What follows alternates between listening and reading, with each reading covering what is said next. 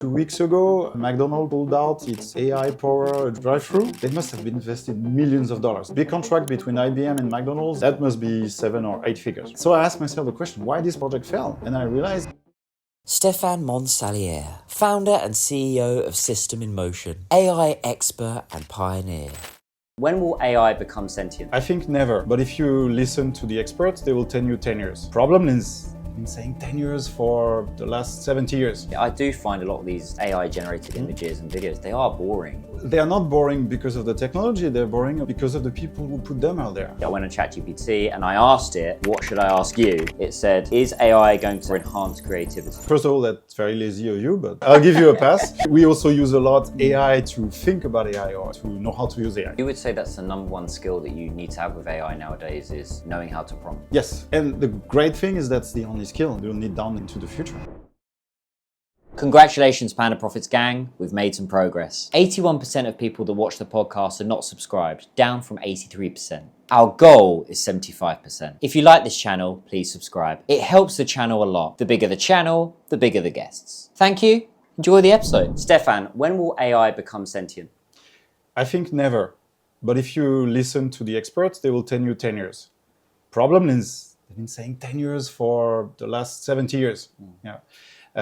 When the first computers came out in the 1950s, they could do math, basically addition, division, multiplication. And as soon as those computers were able to do it faster than humans, the first experts said 10 years later, they're going to replace humans. So if you look at experts today, they tell you 10 years later. But it's been 10 years for so long that I believe it's never going to happen. My concern is that idea of a Terminator situation. So AI becomes self-aware. It maybe realizes that humans are awful and that the only way that we can live in some sort of peaceful world is we got to get rid of some people or take out the whole human race. So what are your thoughts on that? Do you think that is a possibility with the AI technologies that you're seeing? Are you using AI today? I am. Did it take control of you? Did it take control of your computer? Sorry, let me just check with ChatGPT before I answer that question. No. No, all right. I had the same experience. Today, with generative AI, no matter GPT, Gemini, Midjourney, we're seeing the same thing. It needs a human at the beginning and it needs a human at the end. It needs a human at the beginning because without a human, there's nothing happening. There's no purpose, there's no intent, there's no task, there's nothing to do. And so far, in everything that has been produced by AI that I've been using, you need a human at the end to check the quality, to check the intent, to check that this is exactly what you wanted to express visually or with words. So as long as those AIs are incapable of having a purpose, intent of sparking any new ideas, I think we're safe. And this technology, don't get me wrong, and this technology is just amazing. It gives us great powers, but it's not autonomous and it's not going to do anything.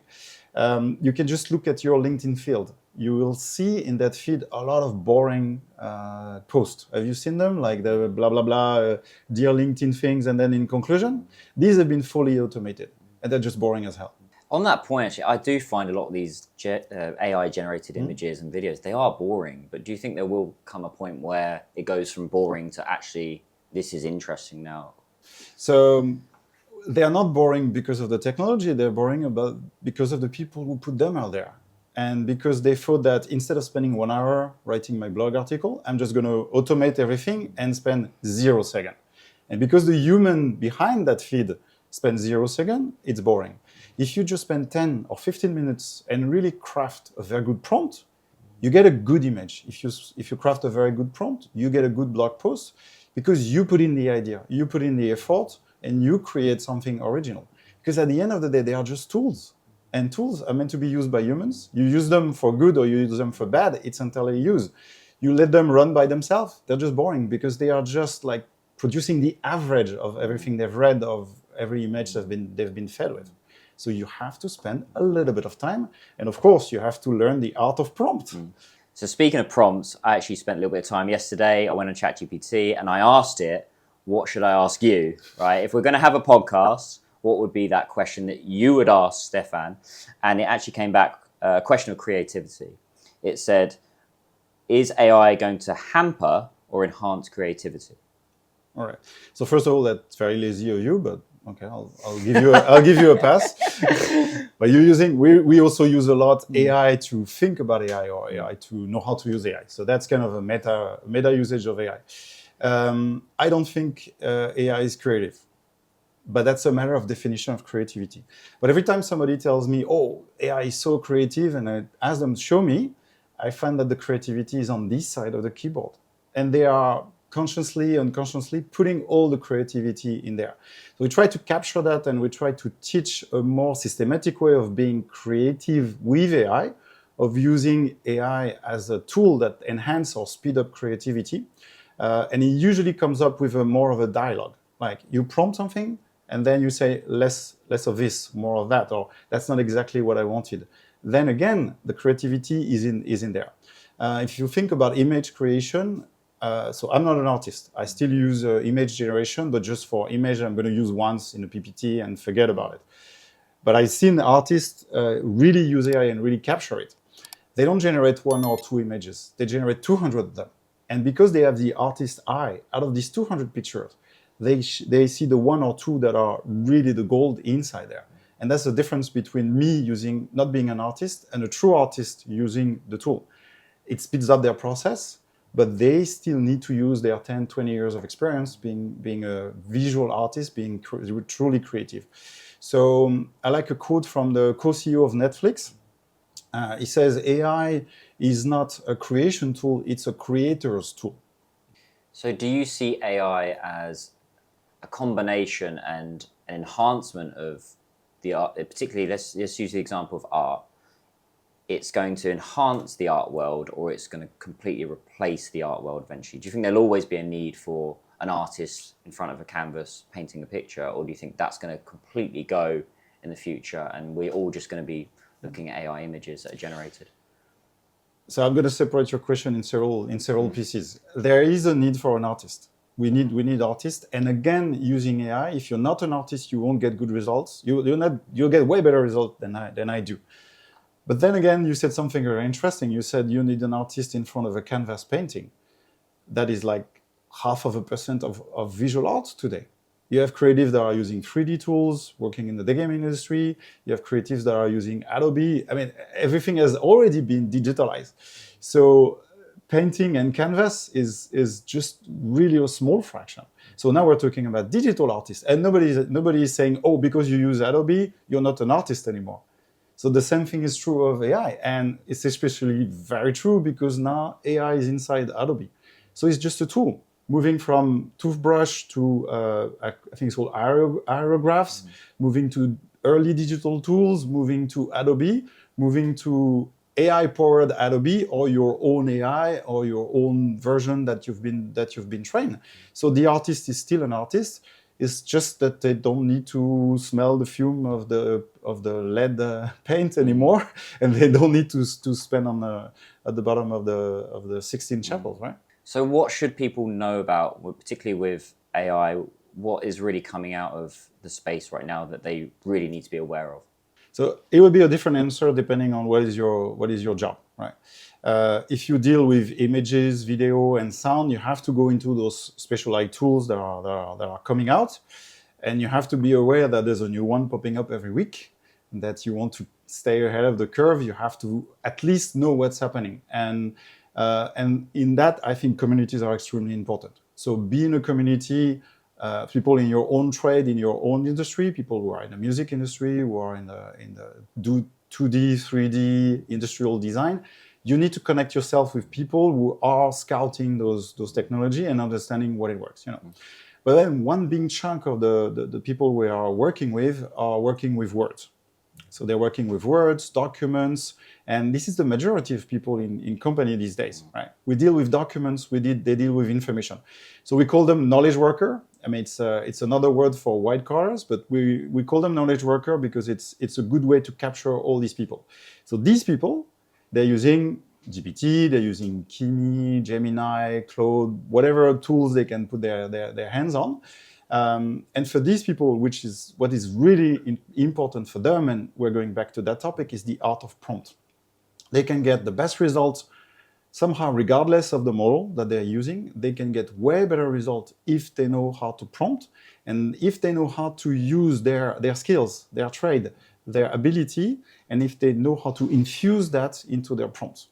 And then it doesn't really matter, as long as it's a recent model, something that has less than 3 months or 6 months, they can get good results and they can be empowered and they can improve their efficiency and their productivity. So you would say that's the number one skill that you need to have with AI nowadays is knowing how to prompt? Yes, and the great thing is that's the only skill you'll need down into the future. Because once you know how to prompt in English, French, Spanish, German, whatever language you feel most comfortable with, or more precisely the language that you need the output in, once you know how to prompt, you're going to be able to use that skill to the model, whichever model is coming. You change to a new company, they have a new model, that skill is still useful. And down the road, what we're seeing is that no matter how good the models are, good prompts still give really, really good results. So we really believe that everybody should invest in the art of prompt in their own trade, in their own knowledge, and in their own field. So you have a very interesting origin story, which you actually had to kind of prompt yourself, right? You had to learn how to, you had to hone your skills when it came to computers. So can you tell the audience a little bit about your backstory and what ignited that spark when it came to technology? So my father was an engineer, but not a software engineer because that didn't exist at that time. Told me computer is going to be the future. He was very visionary. So he bought me a computer when I was 10. And he thought I will play around. He didn't know how to use it himself. So I was raised in rural Normandy in France, and nobody was there to teach me. So I asked for a book, and I learned basic programming by myself. And then I told my father, okay, I'm done. I finished the book number 1. He didn't believe me. And he quizzed me, took a random page. I wrote the code, saw him the result, and he had to buy book number 2 at that point because I had proven myself. So I took it as a puzzle as a kid, and I felt really special because my village, like 300 people, and then even the big town beside, 8,000 people, I was probably the first one to get a computer. So I had that feeling to be really at the edge, at the frontier of technology. Again, I was 10. I didn't really know how to articulate that. But I connect that to that feeling today. Seeing everything we can do with generative AI, connected back to my corporate life before I became an entrepreneur. Really, going around, teaching people, or doing all these keynotes, I feel again at the frontier of technology. And I feel like me and my team, we're doing things that maybe not the only one in the world, that we're very pretentious, but we are doing things that few people know how to do, and then we want to push it and we want to train everybody on that. So then how did you go from France to China? Oh, very, very simple, direct flight. So first I was in corporate for 10 years because I had that curse of being good at school, being good at math, and then I went to a path and I found a job easily, being a programmer, becoming a project manager, becoming a manager and senior manager. But then I ended up in my last job with a boss that was 58 when I was 31, and I had 3 people who were also 58 in that team, and I really felt trapped in there. I felt trapped between these old guys, of course, IT department, and I felt trapped because I kept hearing 2 sentences that I really hated. One was, "Stephane, slow down," and the second one is like, "It's interesting, but you're a bit young for that." So I decided to leave everything behind, come to China, because through my corporate jobs, I had the opportunity to travel in Asia. And I decided I'm going to start a company where nobody is going to ever hear, "You're too young for that." And that was kind of the origin of creating that company. And I tried to keep that idea and that purpose alive in the company. So I was coming to China. I knew nobody. I didn't speak the language. I was a first-time entrepreneur. So at least I decided to start a company in IT, which is something I knew, and I knew how to do all the job in that company. I knew how to do a developer, project manager, but then I had to learn finance, HR, everything else. Yeah. So that's my origin story. So in 2003, December, I put my suitcases here and said, "Let's start a company, see how it goes." So you seem very optimistic and positive, particularly when it Sounds like working with young people. Something that I've found quite challenging is actually working with young people. I mean, my team is absolutely fantastic. You know, they're very hardworking. They get the job done. But how have you been able to get the most out of young people? And there's clearly a divide right now, isn't there? The older generation, younger generation. Maybe the older generation thinks my father used to say this to me, doesn't have it as easy as, you know, what we had. So how do you get the best out of them? So with young people, everybody said there needs to be a strong purpose. You know, all the marketing people talking about Gen Z, you have to give them a purpose that is bigger than what you're doing today and bigger what your financials are, bigger than making profit. You have to give them something they believe in. You know? So for us, AI, we think that AI is here to empower knowledge workers.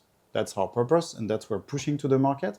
And I think young people, maybe it's too short for them to understand, but once you spend 5 or 10 minutes explaining it, then they say, okay, that's something interesting, and that's a higher purpose. Number 2, you need to trust them, and you need to allow them to make mistakes. You know? If you don't allow people to make mistakes, they don't learn, they don't grow. Now, these mistakes have a cost, of course, so you have to be willing to bear the cost.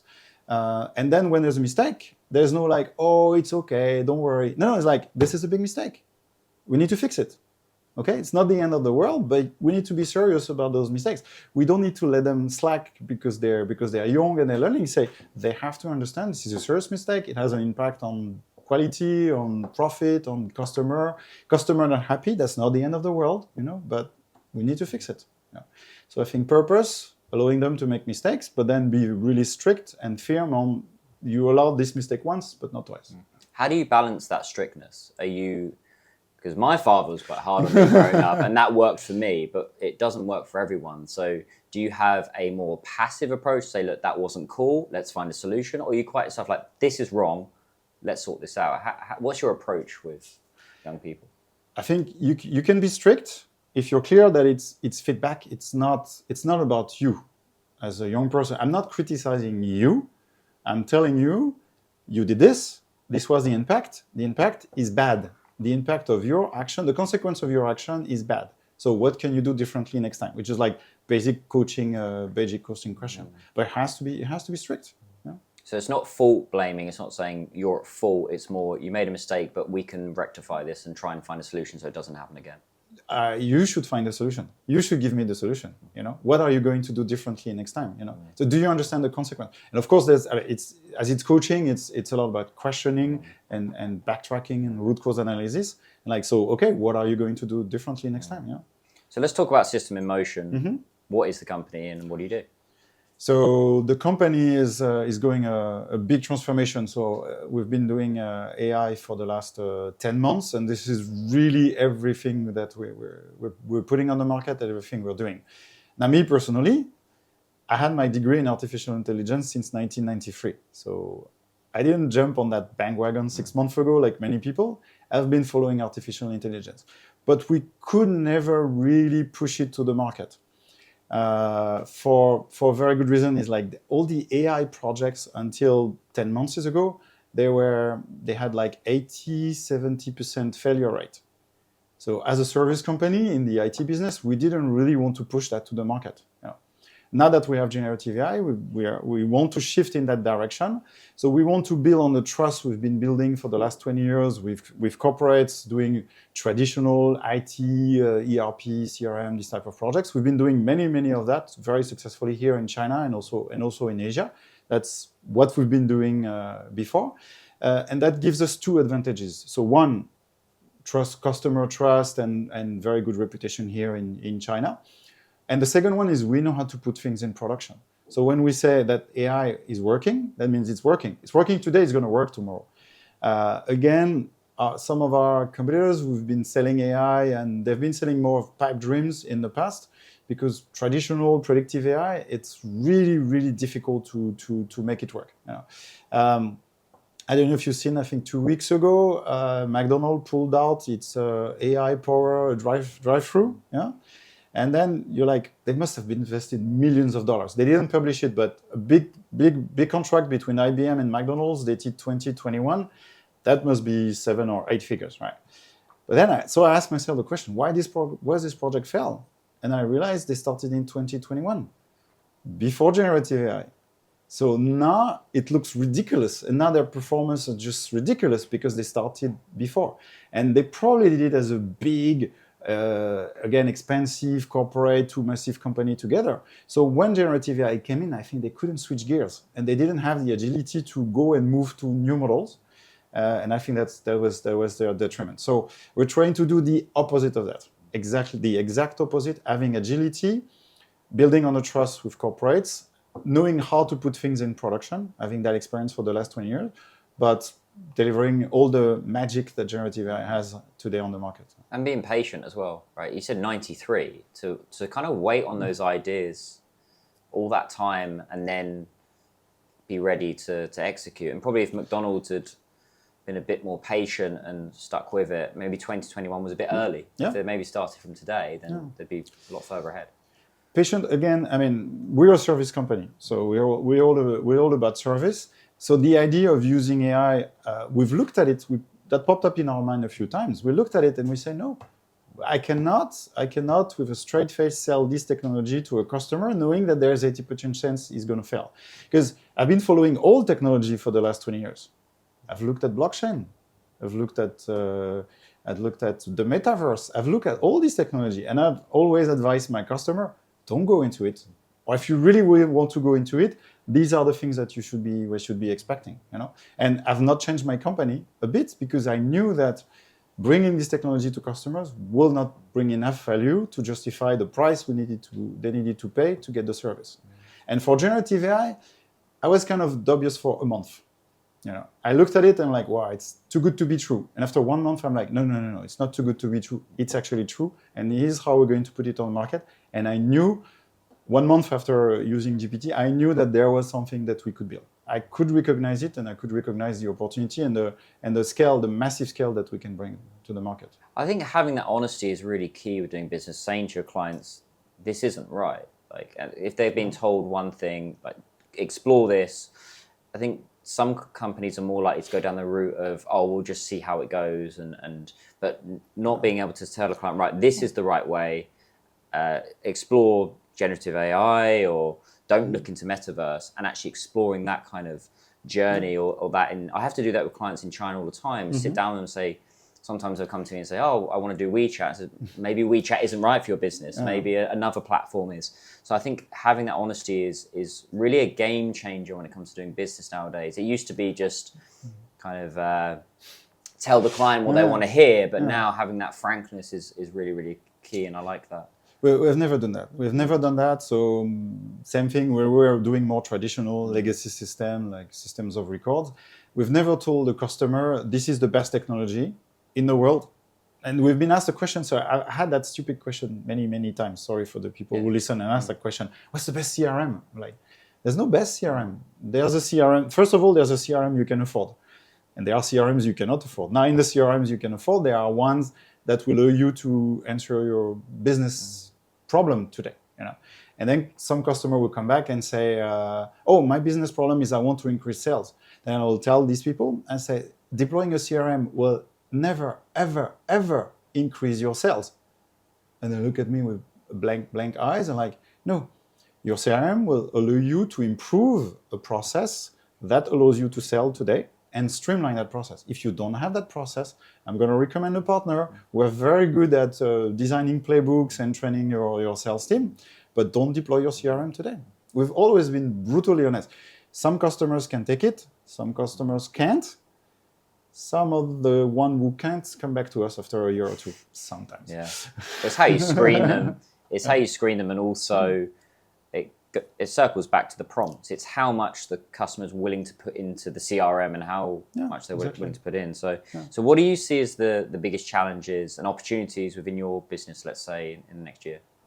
Biggest challenges is to build up our marketing, because we are shifting few things at the same time in our company, and it's dangerous and scary. So I love it as an entrepreneur. So we're shifting from traditional information system, boring stuff that nobody understands, but has great value, you know, towards AI. At the same time, we're shifting from pure service to product. So both product and productized services, which requires marketing. So it's actually, this is both a challenge and an opportunity. We were never able to market in the past. We made several trials, hire companies to market ourselves. It always failed. And I knew in the back of my head that you cannot market services, you only can market products. And we're seeing that in reality. But truth is we've never built those marketing funnels and marketing channels. And the third thing we are doing is we are also moving from direct sales, like I see you and I talk to you and I pitch you, to indirect. So we're also hiring a network of partners across Asia to resell our services, and we're also hiring partners who can deliver our training as well. So sales partner and training partners. So now we have to manage channels. So these are the 3 challenges. Is that enough for you? There's a challenge. I've got a solution for you though, which is you. I think if you got in front of the marketing and you are that face of the company, you're doing this podcast now, but if you did nice videos about AI and you put them on YouTube or LinkedIn or across the platforms, you're that trusted voice and people buy into you rather than necessarily the service of the product. So we've already reached that conclusion. I'm already pretty much in front of that. I think I've been doing 50 keynotes in the last 3 months. We're moving online. We're moving into videos, short, long. We're moving into webinars. We record our webinars and put them online. So, but not only me, me and the customer. So our upcoming webinar, we're interviewing one of our first customer for our AI acceleration program. So it's not me. Me, I'm the sales guy. I'm the sleazy sales guy. I can tell you everything. I can make you dream. I can have you sparkle, have stars sparkling in your eyes. But there's never going to be as much trust as a customer who say, oh, I came to the training and this is what it did for me. I came to the accelerator, this is what it did for me. I didn't think it was possible, but then I kind of trusted that guy, but actually it happened, or it exceeded my expectations. And this is the kind of comments we're getting more and more often from our training and from our accelerator. So this is what we're going to push. So I'm going to be you in that role, and I'm going to be more the interviewer, but I'm going to let customers just explain what was their experience. I think this will be even 10 times more powerful. I think that would fly. So it's Stephane, AI, KOL, trusted voice that people can, edutainment as well. So they're learning something, but also they're going to have some enjoyment from the videos. Then I have a question for you. What should be my handle? Because I'm going to create all these accounts this weekend. So should it be AI expert Stephane? Should it be AI whisperer Stephane? Or should it be AI KOL Stephane? Or should it be Stephane Monsallier, my name? Stephane AI. I think when you use the word expert, although you are an expert, I consider you one, that term itself, I think, is very, very questionable, because what defines an expert? I think that's always a big one. Is it someone that is knowledgeable? Is it someone that's made loads of money from something? Is it someone that has impacted people's lives? It's a tough one, right, to unpack. So I think if you kept it simple, Stephane, the AI guy, or Stephane AI, that would resonate with audiences. Thank you. That's what's working. I'll put that in all the sources of information, because I've asked that question many people. Right. Yeah. So, Stephane, that leads me quite nicely into where can people get in touch with you? So you can hit me on LinkedIn. So Stephane Monsallier, I think you'll put the link in the show notes. And then our website, so system-in-motion.com. We'll better put that also on the show notes. And particularly on our website, 2 things: our blogs, because we publish a lot, and our events. So we do a lot of online training, offline training, keynotes that people can just click and register. So let's put these 2 as well in the show notes: the one that links to the blog and the one that links to the list of events that we're running very regularly. Thank you so much, because you were really great pre-podcast. You really unpacked everything. You wanted to really nail this one, so I really appreciate it. And guys, if I have missed any questions, I'm sure I've missed a load on AI, feel free to drop a question in the comments below. Thank you, Stephane. Learned a lot. Thank you, Daniel, for the opportunity. Let's have a follow-up, let's say in 6 months' time, and say, okay, where is AI gone? I think that would be an interesting one to see. So I do actually want to ask you that final question. Where do you see things going, let's say in 6 months' time? For me, the key will be the speed of adoption. But speed of real adoption, I want everybody in every company in the world to use AI the way I use it, which is 10, 15 times per day, and really get all the benefits. So more than where the industry is going. That's more my wish, and it aligns with my purpose, regardless of the model, whichever model. I'm not rooting for any team. Every model is a good model as long as it serves your purpose. Wonderful. Thank you so much. And guys, check out Stephane's channels. Drop a like, drop a comment, subscribe, and we'll see you in the next one. Take care. Bye bye.